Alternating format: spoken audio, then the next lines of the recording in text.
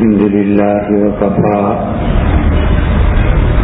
السلام على عباده الذين اصطفى أما بعد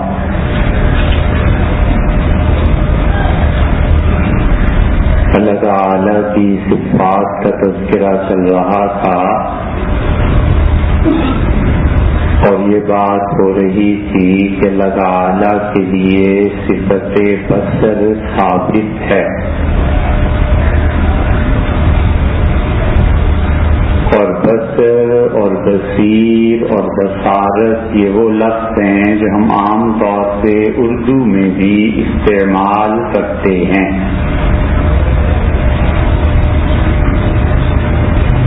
اور بصر کا اصل مطلب ہے واضح کرنا، صاف کرنا، روشن کرنا.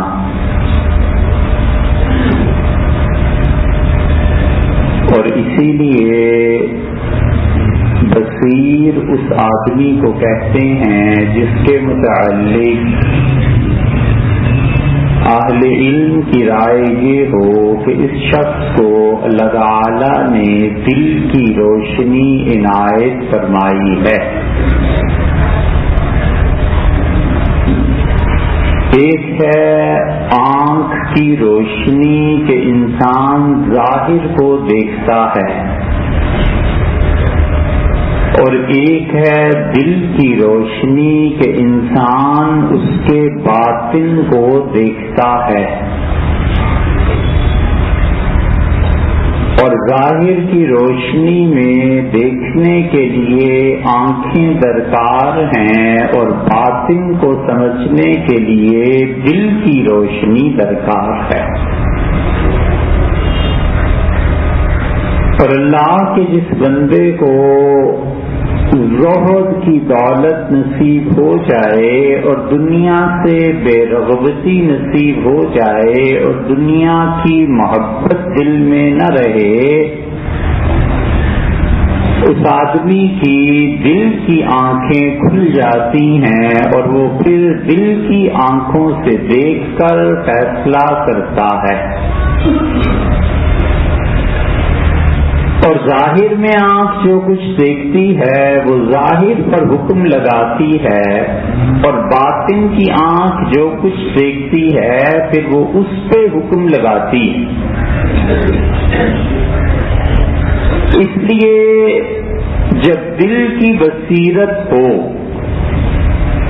اور جب دل نے نور حاصل کیا ہو تو انسان کو دیکھ کر پتہ چلتا ہے کہ کتنے پانی میں ہے.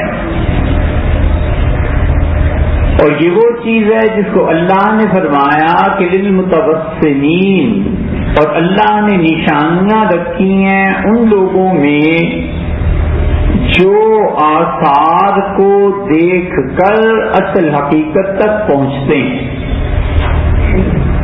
بادل کو دیکھ کے بارش کی پیشن گوئی کرتے ہیں، اور ایک چٹکی مٹی کی ہوا میں پھینک کے اڑا کے اور رخ بتاتے ہیں کہ ہوا کدھر جا رہی ہے.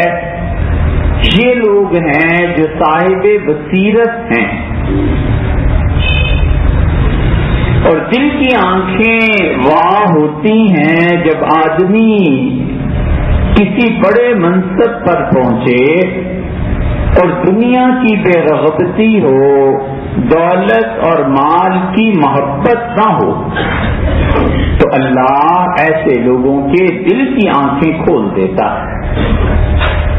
سیدنا عمر رضی اللہ عنہ کہتے تھے کہ کاش اس ایران کے درمیان اور ہمارے درمیان سمندر ہوتا، اور وہ بھی آگ کا. نہ یہ اس سے تیر کہ ہم تک پہنچ سکتے نہ ہم ان تک پہنچ سکتے. مجھے یہ ایران ایسا لگتا ہے کہ ہمارے لیے مشکل ہو جائے گی. کوئی جانتا بھی نہیں تھا ان باتوں کو، اور امیر المومنین رضی اللہ عنہ کے دور میں فتح ہوا، اور ایران جب فتح ہوا ہے تو اتنی دولت آئی، اتنا پیسہ آیا. ایران اس زمانے میں یہ ایران تھوڑا ہی تھا جو اب ہے. اس زمانے کا ایران یہاں سے شروع ہو کے اور روس تک پھیلا ہوا تھا. یہ ترکمانستان اور قرغیزستان اور یہ جتنے ہیں علاقے، یہ سب ایران کا حصہ تھے اور اسی کا نام خراسان تھا اس زمانے میں. اور یہ جو 6 ریاستیں آزاد کی ہیں یا ہوئی ہیں، یہ سب کی سب آذربائیجان، ترکمانستان اور باقی ریاستیں یہ سب خراسان تھی.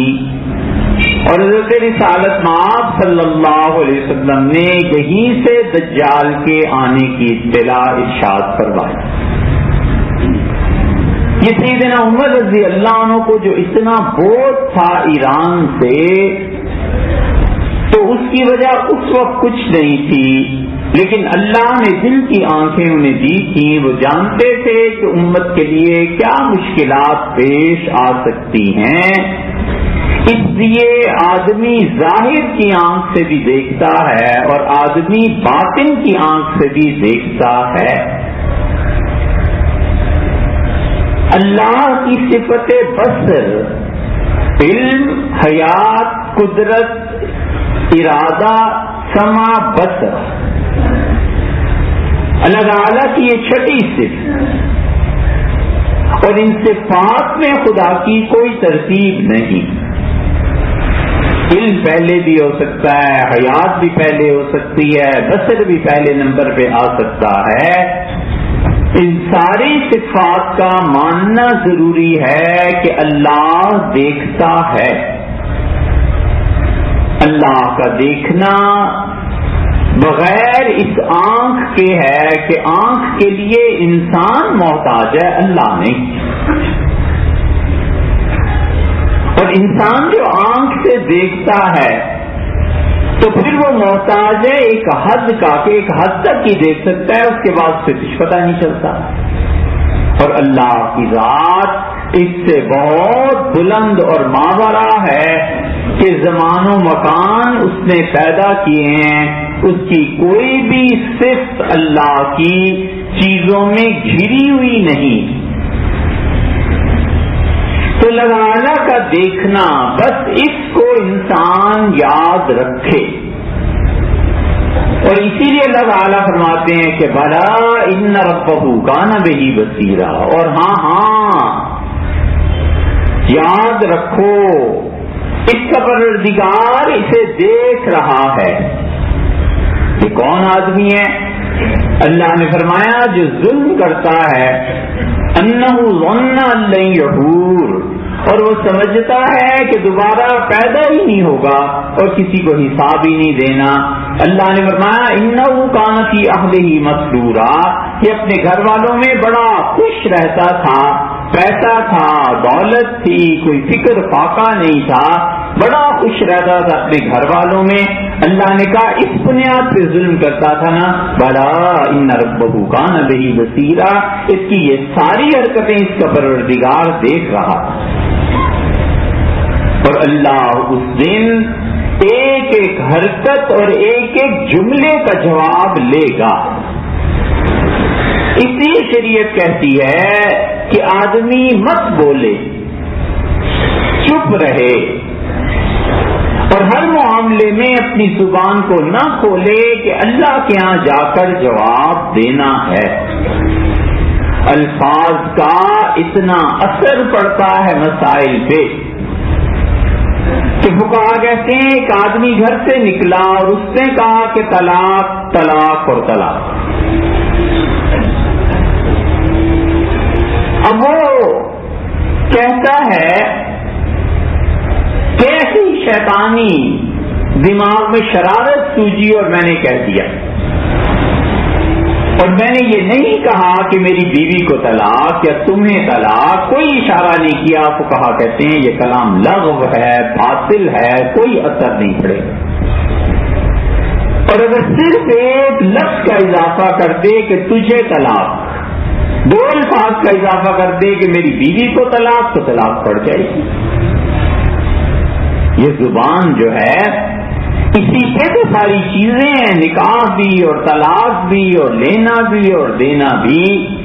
خرید و فروخت بھی، اور کتنی چیزیں ہیں، اس لیے کہ اللہ دیکھ رہا ہے، اور اللہ نے فرمایا کہ میرے فرشتے اس کے ساتھ ہیں، ما یلفظ من قول الا لدیہ رقیب عتید، کوئی لفظ اس کی زبان سے نہیں نکلتا مگر میرے نگران لکھ لیتے ہیں اس لفظ کو۔ سیدنا علی رضی اللہ عنہ کہتے تھے کہ حضور صلی اللہ علیہ وسلم ہمیں سمجھاتے تھے اور فرماتے تھے کہ فلیقل خیرا او لیصمت، ہمیشہ اچھی بات کرو یا پھر چپ ہو جاؤ، اور فرمایا ایک جملہ جو انسان کی زبان سے نکلتا ہے اللہ کے ہاں اتنا قبول ہو جاتا ہے، اللہ تعالیٰ اس جملے میں اتنی برکت دیتے ہیں، اتنے لوگوں کو فائدہ ہو جاتا ہے کہ اللہ اپنے فرشتوں سے کہتے ہیں میرے بندے کا یہ جملہ لکھو، اور ہم اس سے ملیں گے قیامت میں، اور میں اسے بتاؤں گا کہ میں تمہاری اس بات سے کتنا خوش ہوا ہوں۔ حضور صلی اللہ علیہ وسلم نے ہی فرمایا، نماز پڑھائی، اور آپ نے فرمایا آج تم میں سے قومیں میں کسی نے یہ پڑھا ہے، ہم سب کہتے ہیں اللہم ربنا ولک الحمد، 4 جملے رسول اللہ صلی اللہ علیہ وسلم سے منقول ہیں۔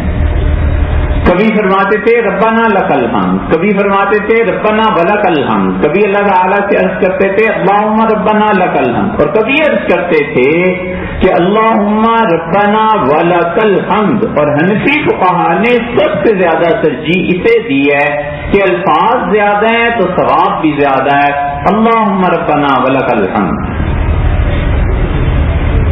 سلام پھیر کے ارشاد فرمایا کہ آج اس جملے کے ساتھ کسی نے کوئی بات ملائی ہے، ڈر گئے لوگ کہ معلوم نہیں کیا گناہ ہو گیا ہو، اور حضرت صلی اللہ علیہ وسلم نے فرمایا کہ تم بتاؤ، تو ایک صاحب بولے اور انہوں نے کہا اللہ کے رسول میں نے یہ کہا تھا کہ حمدن کثیرن طیبا مبارکن فی، اللہ بہت حمد و ثنا ہے تیرے لیے، کثیرن، اسی لیے دوسری روایت میں آتا ہے کہ اللہ تعالی سب سے اچھی چیز یہ کہتا ہے کہ اس کے بندے اس کی تعریف کریں، یحب الجمیل محامد، جتنے بھی تعریف کے جملے ہیں اللہ پسند کرتا ہے، اسی لیے حدیث میں آتا ہے کہ اللہ ان لوگوں سے محبت کرتا ہے جو دعا میں اصرار کرتے ہیں، بار بار مانگتے ہیں، بار بار اپنی درخواست پیش کرتے ہیں، اللہ کو اچھے لگتے ہیں ایسے بندے، اس لیے کہ اس سے ایمان میں اضافہ ہوتا ہے، یقین میں اضافہ ہوتا ہے، اور آدمی اس یقین کے درجے تک پہنچتا ہے کہ سب کائنات اللہ کے قبضے میں ہے، جو چاہے تو کرے، مجھے تو اللہ ہی سے مانگنا ہے۔ تو اللہ کو پسند ہے کہ لوگ اپنی عاجزی کا، بندگی کا اظہار کریں، اسی لیے رسول اللہ صلی اللہ علیہ وسلم جنازے میں جو دعائیں مانگتے تھے 23 سے زیادہ دعائیں حدیث کی کتابوں میں آئی، ہم تو صرف ایک ہی پڑھتے ہیں نا اللہم اغفر لحینا ومیتنا، 23 دعاؤں سے زیادہ دعائیں حدیث میں آئی ہیں، اور کبھی کبھی عرض کرتے تھے کہ اللہم ھذا عبدک، اللہ یہ آپ کا بندہ ہے، وابن امتک، اللہ آپ کی جو نوکرانی خادمہ تھی اس کا بیٹا، زینا لہ الشفاعہ، اللہ ہم اس لیے حاضر ہوئے ہیں کہ ہم شہادت دیں اس بات کی کہ ان عبدک، اللہ آپ کا یہ بندہ، یشہد اللہ الہ الا انت، یہ ہمارے سامنے گواہی دیتا رہا ہے اللہ کہ تیرے علاوہ کوئی خدا نہیں، وان محمد عبدک ورسولک، اور محمد صلی اللہ علیہ وسلم تیرے بندے اور تیرے رسول ہیں، اللہ یہ گواہی دیتا رہا ہے، ہم اس لیے حاضر ہوئے ہیں کہ گواہی دیں کہ تیرا بندہ ایمان پہ گیا ہے، اس کی بخشش ہو جائے۔ 23 سے زیادہ دعائیں ہیں، اس لیے مجموعی اعتبار سے جب نظام تعلیم پر فرق پڑتا ہے تو یہ ساری چیزیں پھر آہستہ آہستہ معاشرے سے غائب ہو جاتی ہیں۔ پہلے وقتوں میں یہ سب چیزیں بچوں کو اسکول میں یاد کرا دیتے تھے، رٹا دیتے تھے، پڑھا دیتے تھے، بس ختم ہو۔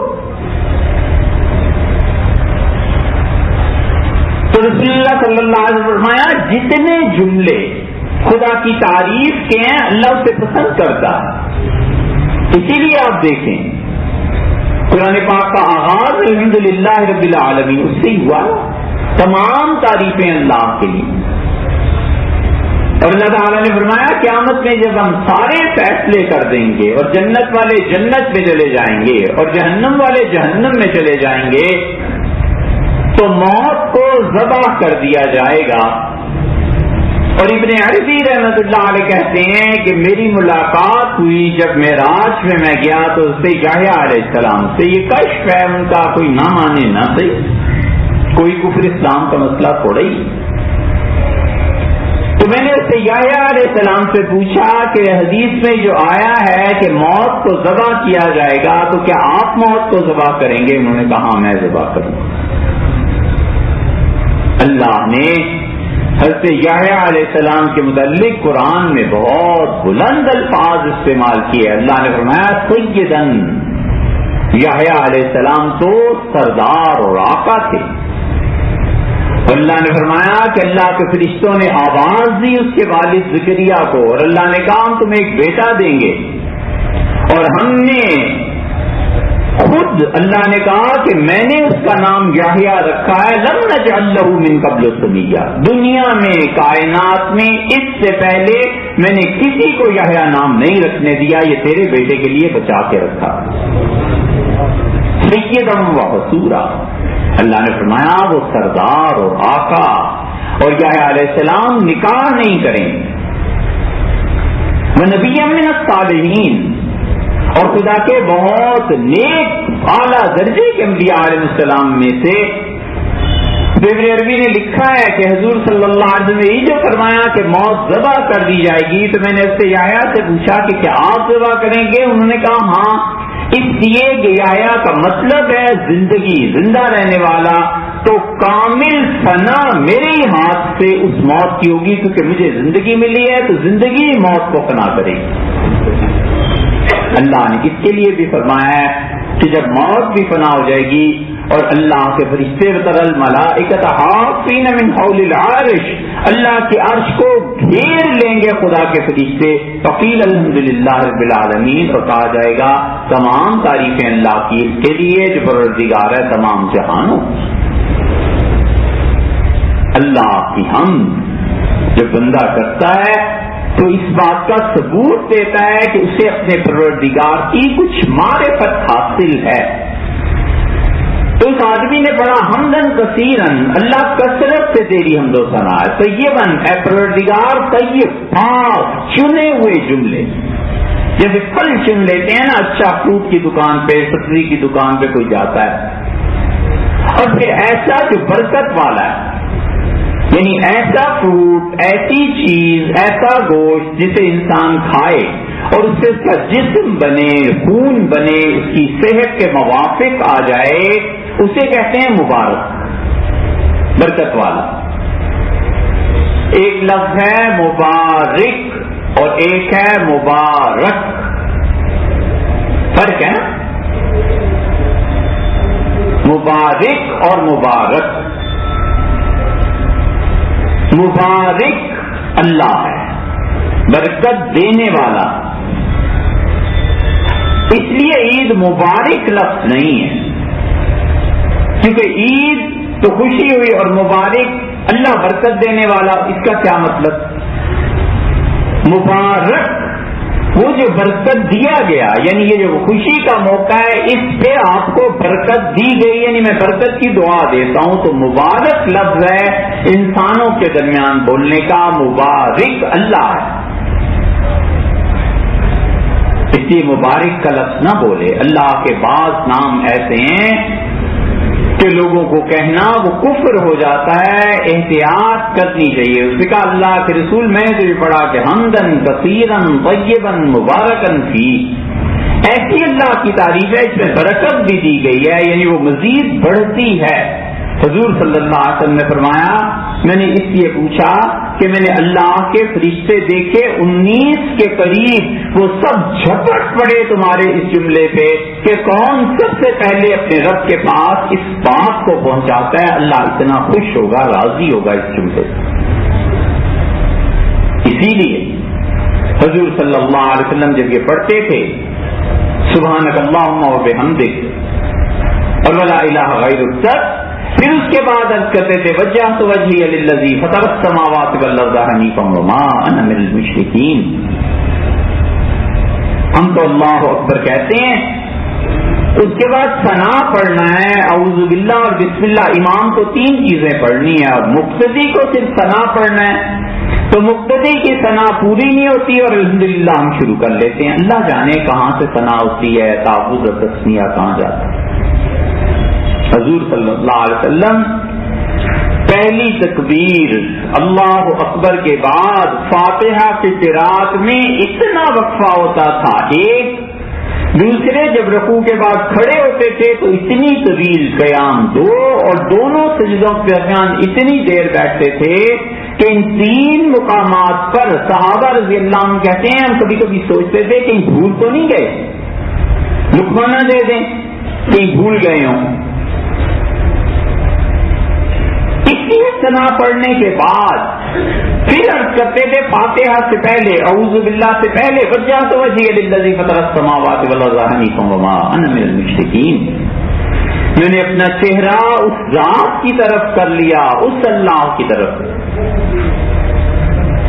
جو زمین و آسمانوں کو بغیر کسی مثال کے پیدا کرنے والا ہے، اور میں یکسو ہو گیا ہوں، اللہ تیرے لیے نماز پڑھتا ہوں اور اللہ میں شرک کرنے والوں میں سے نہیں ہوں۔ ان صلاتی ونسکی ومحیایا ومماتی للہ رب العالمین، میری یہ نماز، میری قربانی اور میری زندگی اور موت سب کچھ اللہ کے لیے ہے جو تمام جہانوں کا پروردگار ہے، اور اے رب میں انا من المسلمین، میں مسلمانوں میں سے۔ سیدنا علی رضی اللہ عنہ کی روایت میں تو اس سے بھی زیادہ آیا ہے کہ رسول اللہ صلی اللہ علیہ وسلم سے پوچھا گیا، عرض کیا کہ اللہ کے رسول آپ کیا پڑھتے ہیں فاتحہ سے پہلے، اتنی دیر ہو جاتی ہے؟ آپ نے فرمایا میں اللہ سے یہ عرض کرتا ہوں کہ اے پروردگار مجھے اچھے اخلاق عنایت فرما، ولا یہدیھا وما یہدیھا الا انت وما یہدی لاحسنھا الا انت، اور اللہ اچھے اخلاق سے تیرے علاوہ کوئی نہیں دے سکتا، اور اللہ مجھے بری عادتوں سے نجات دے، اور اگر تیرے علاوہ نجات بھی کوئی نہیں دے سکتا۔ حضور صلی اللہ علیہ وسلم بتاتے تھے کہ اللہ ان چیزوں کو دیکھتا ہے، اور ان تمام چیزوں میں اصل یہ ہے کہ اللہ کی حاکمیت، اللہ کی سلطنت، اللہ کی طاقت اور اللہ کا اس پوری مخلوق پر قدرت ہونا انسان کی سمجھ میں آئے، خدا کی توحید کو مانے اور اللہ کی اس توحید میں شرک کو دخل نہ دے، پورے یقین سے جانے کہ نفع اور نقصان اللہ کے قبضے میں ہیں، پورے یقین سے یہ مانے کہ اس کائنات کا ایک ایک ذرہ اسی کے قبضہ قدرت میں ہے، اور وہ جو چاہے جب چاہے ان حالات کو بدل دے، اور جو چاہے اور جب چاہے پلٹ کے رکھ دے، کوئی نہیں ہے جو اس کا شریک ہو۔ اس لیے آدمی کو چاہیے اصل چیز اللہ پر ایمان، اس کی صفات کی معرفت حاصل کرے، اللہ کی صفات پر جتنا یقین بڑھ جاتا ہے اتنا انسان کو اللہ کا قرب نصیب ہوتا ہے، اور جو قرب نصیب ہوتا ہے تو پھر اس کی نماز اور اس کے علاوہ کی نماز میں بڑا فرق پڑ جاتا ہے۔ اسی لیے رسول اللہ صلی اللہ علیہ وسلم نے فرمایا کہ تمہارے امام ضامن ہے تمہاری نمازوں کے، اور فقہا کہتے ہیں کہ معاذ اللہ اگر کوئی امام بدکاری میں مبتلا ہے تو اللہ کی نظر میں اس کی نماز خود ہی مکروہ ہو جائے گی، چاہے لوگ جانتے ہوں نہ جانتے۔ اور وہ فقہا لکھتے ہیں اگر امام جھوٹ بولتا ہے، گناہ کے کام کرتا ہے، تو خدا کے نزدیک وہ امامت سے ہی معزول قرار دیا جائے گا، اللہ کو اس کی امامت ہی نہیں اچھی لگے گی۔ مقتدیوں تک کا تو کیا حال ہے؟ یہ سب اسی لیے ہے کہ اللہ پاک ہے اور پاک چیزوں کو پسند کرتا ہے۔ اسی لیے فقہا کہتے ہیں کہ قاضی اگر رشوت لے لے، صدر اور وزیر اعظم اگر رشوت لے لے، تو وہ مسلمانوں کی امامت سے خود بخود ہی خارج ہو جائے گا، خود معزول ہو جائے گا، کسی کو کچھ کہنے سننے کی ضرورت نہیں۔ اللہ کی نظر میں وہ سرے سے اس کا اہل ہی نہیں رہا کہ مسلمانوں کا قاضی یا امیر المومنین یا کچھ ہو، اس لیے کہ اللہ تو جانتا ہے نا کہ اس کے کرتوت کیا ہے۔ ایک بزرگ تھے، ان سے کسی نے کہا حضرت نعت سن لیں،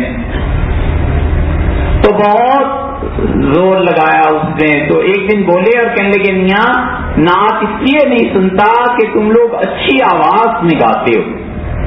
ان کا حضرت اس میں کیا حرج ہے؟ کہنے لگے حرج تو کچھ نہیں، لیکن بعض فقہا اچھی آواز کے سننے کو بھی موسیقی شمار کرتے ہیں، اور مجھے لوگوں کو جمعہ پڑھانا ہوتا ہے، ایسے نہ ہو کہ میں اس کو سنوں اور اللہ کہے تو امامت کے قابل ہی نہیں تھا، لوگوں کی نمازیں میرے گلے وبال پڑ جائے، میں کیسے امامت کروں؟ اس لیے نہیں سنتا۔ یہ اللہ کی صفات کو سمجھے اور اس پر ایمان رکھے تاکہ اللہ تعالیٰ کی معرفت نصیب ہو۔ انشاءاللہ آئندہ اللہ تعالیٰ کی اس سے اگلی صفت پہ بات کریں گے۔